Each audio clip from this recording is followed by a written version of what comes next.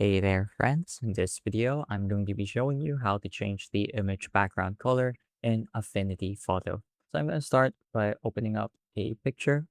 This picture is already a PNG, and that just makes it a bit easier to import. So as you can see, our picture has loaded in, and right now I'm in the retouching studio.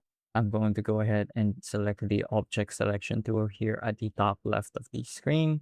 And I'm just going to wait for it to load a little bit. Usually the first time you select this tool, it's going to take a moment or two to process the image. And that just gives it a bit of time to analyze the objects, the foreground and the background.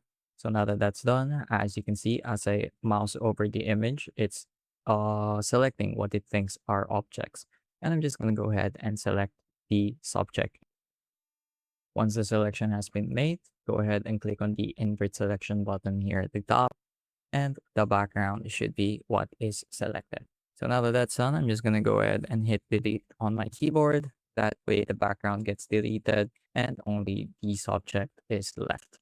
So now I'm just going to create a new fill layer. I'm just going to click on pixel here at the top, then new fill layer. I'm going to drag it below the background layer or the original layer. And I'm just going to select a color, maybe like a nice teal color is good. Can add a little bit of noise for some texture, maybe change the sliders a little bit as well. And now that that's done, we have changed the color of our image background. So it's really quick and really easy. And the object selection tool really does save a whole lot of time.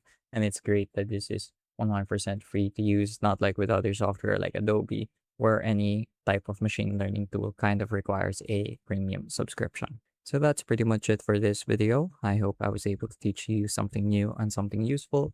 And as always, thank you for watching.